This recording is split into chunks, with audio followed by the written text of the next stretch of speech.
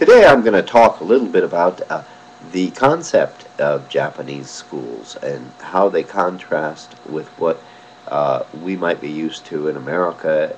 Um, the Japanese school basically operates on what they call egalitarian system or egalitarianism. And the American school system tends to uh, operate a little bit more on the individual and gives a lot more leeway for students' personal preferences uh, and opinions and ideas. And with the dominant values here in Japan of egalitarianism and uniformity, um, students in the Japanese schools are not broken up by their academic level. Something you don't find in a junior high school um, would be, for example, an honors history class, an honors English class. Uh, they're basically non-existent. And the teachers are bound by these two principles um, of egalitarianism and uniformity. And but as we know, as human beings, uh, people do have different abilities, and there's going to be a lot of disparities between them. And one of the ways that this problem is solved is that they have a very, very large industry in Japan called the juku, which is a cram school, supplemental school, and after school type of school. And the higher ability students who may be dissatisfied with the slow progress of the class during their regular school day will attend these in the evening. And then you have the students with uh, that need some special help or might have some learning difficulties would also attend um, a school, uh, a special type of cram school of this type that would help them with their remedial needs. Now, that solves some of the problems of disparity uh, in the Japanese system, where uniformity and being equal is the overriding principle.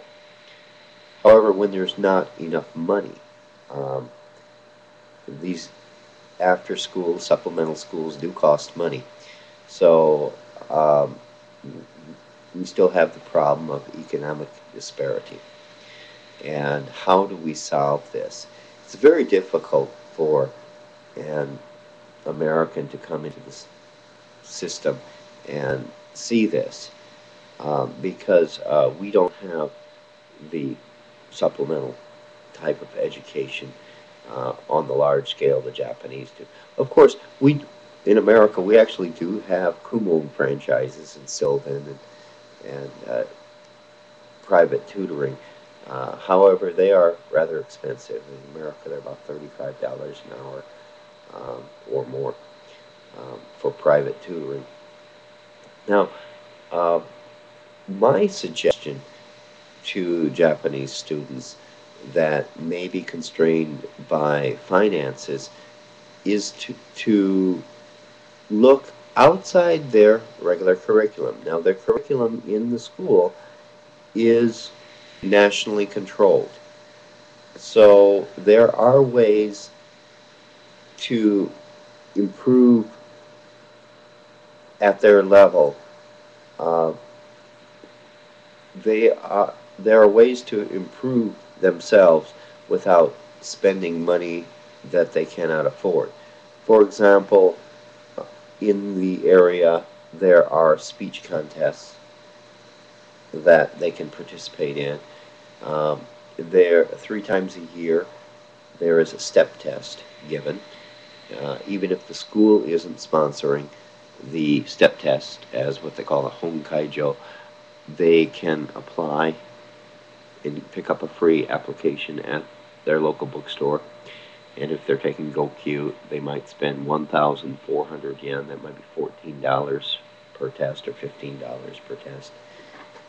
And they can take this. Now, normally when somebody's going for some sort of activity like a speech contest or a step test, they are motivated to study. They want to spend the money to pass. They want to pass something. So they're not just going to usually spend the money just for the sake of spending the money. You know, they're going to want to um, have something that measures their progress. And I strongly encourage students not to concentrate only on their school curriculum, but to look outside at some of the optional activities that are available to them. And one of the things that's most common is a step test.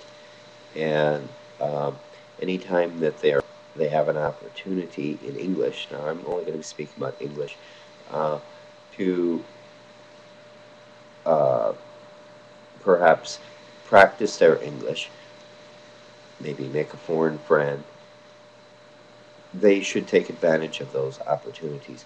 For example, I'm right now working as an assistant language teacher in a junior high school, and I spend the entire um, break time, midday break time after lunch, walking the halls of the junior high school and trying to communicate with the children as much as possible. Kind of difficult because I'm basically a shy person, but I think it's very important for the students to be able to do that and not rely completely on what's happening in the classroom. And if they use, if they can go to um, supplemental English conversation school or a juku, that's fine if they can afford it. Um, they really should take the step test as well, because in preparing to take the test, they're actually getting a lot of practice. Um, if they're actually preparing for the test, they they can practice listening and things that their normal curriculum does not allow time for. So they're not lost. They're not at a loss. And that's just an example of surviving in egalitarianism and a system where uniformity is the rule.